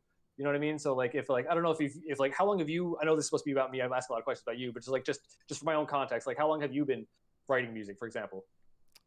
Like producing. Sorry, you said guitar 17 years, but producing like. I grabbed the laptop at like 17 by getting hit by a car, and I started producing some garbage, and then I got it, and then like it blew up because of some stupid silly story, and I probably didn't make music again for a few years, and then I made a little bit of things in my early 20s, but I didn't have a piano at the time, and I just got really sick of the expressionless way of typing little notes here and there. And like I'm good at coming up with music in my head, so God, if I had to say, on and off since 18, but thoroughly for about 3 years, I'd say. Cool. Word, yeah. So like in some ways like it's a similar story to me then for the laptop producing stuff. Yeah. But if you were like, I think that if you were to go back and find some of your better stuff in your opinion from like when you were 18 or 19, like maybe you wouldn't hate it as much. You know what I mean? Oh, I always made good music. Here's Oh, good. like I'm very egotistical. I just kind of like keep it to myself because I have a very unique taste in music that I think is going to serve me very well. But I think that in my youth I was very pompous about that, and it really made it to where I couldn't actually make music with people, and I fucking really pushed people away and was just kind of a huge dillweed. It doesn't matter how good your taste in music is if nobody wants to fucking be around you. So man. Is that what I did? Oh geez. I mean, like when you're a teenager, you have lots of people saying like, "Hey, you're really good." You know what I mean? It just goes like right to the head. You know what I mean? Doug, I have a picture of me with 10 guitars around me because I was so good at guitar that fucking people thought I wasn't actually that crazy, to be fair. I play fingerstyle, which is like the percussion, bass, and treble at the same time. I'm fluent in that style, so it just impressed people. But people would just give me guitars. They would just give me guitars, wow. Like they're old guitars. Like, oh, this has no use around here. I'm a middle-class white family. Here, have a guitar. Well, I guess white person. Like, I don't know. It was always so weird. I'm like, I think about it because I actually gave them away. I taught people guitar, and then I would give them a guitar. And I only have like 2 guitars. Wow. Very cool. But like, it's not about me. Sorry, I digress.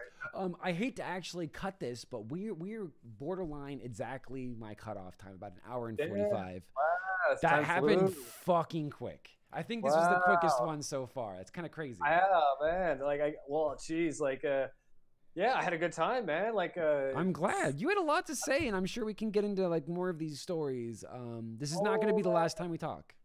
I imagine not, man. Well, I mean, we'll be talking anyways, but yeah, I'll be back, man. Whoever's listening, thanks for sticking around and listening to old Sanityzer. I guess this is my plug part. This is Sani.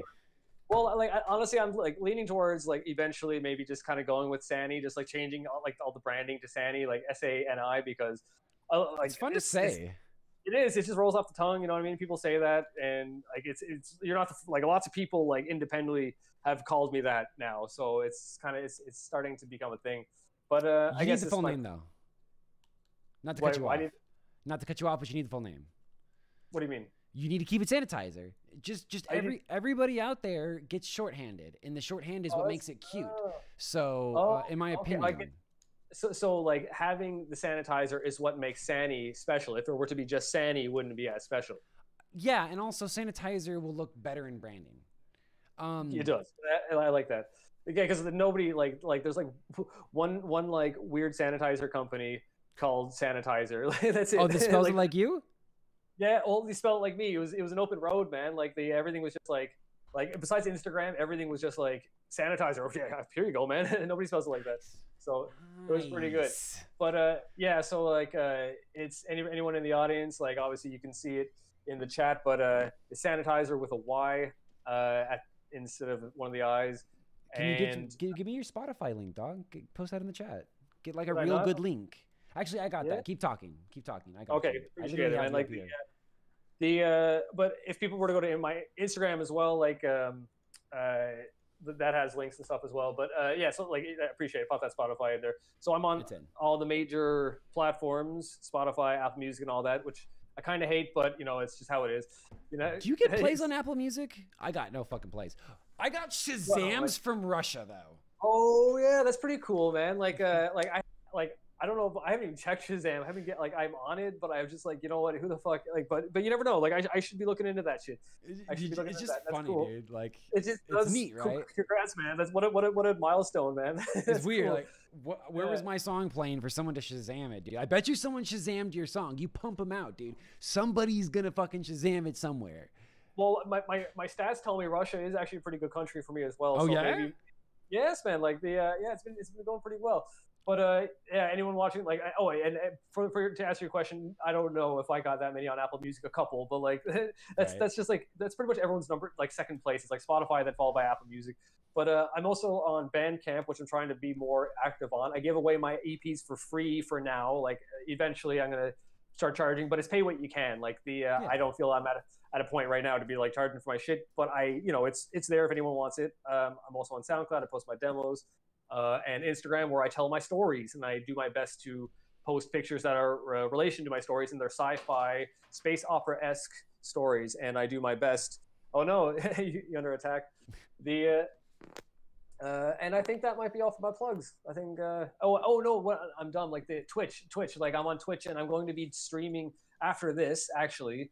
But I also stream Saturdays from 1 to 5 and Sundays from 1 to 5 EST, not PST, EST. But I also stream on Tuesday evenings from 6. But yeah, like I'm going to do every Friday as well. So I just stream my Perfect. writing, I hang out, I talk about things like space and cannabis. That sounds Cool. like they mix pretty well. Oh Space man, and like cannabis. space weed, man. Oh God. Well, Sandy, it was an absolute pleasure, man. Thank you so much for coming on here. And Oh, again, buddy, man. I really do apologize for having to push it off 4 days. Everybody knows teeth pain and stuff like that, so I appreciate you being so kind. Oh, not a joke, man. It's not a joke. I get it. No, man. My pleasure. I appreciate being on. I imagine we'll probably do this again sometime down the road. Yeah, to touch yeah, on man. that real quick before I boot you out of here. I actually would love to, like, who knows, 6 months down the line, actually have the people that wanted to be on this little program of mine and like kind of see where they're at and like do some follow-ups. And I think that could be really interesting. And I really, I love that everybody's posting their music in the Discords and everybody seems to actually be supporting each other. And it's a nice community so far. And Oh man, yeah. And we'll be in touch anyway. Of course. I'm in your Discord, and we're doing similar things. We're at a similar level. I imagine Absolutely. we'll be chatting. Oh, Cool, for man. sure, man. Well, you take it easy, man. Like I said, it was a pleasure, and enjoy your stream.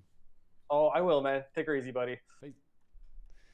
Oh goodness, what a fun time! What a fun time, man. See, I love this. I love this. And Sam, thank you so much for saying that it's an awesome series. I felt kind of shitty because I had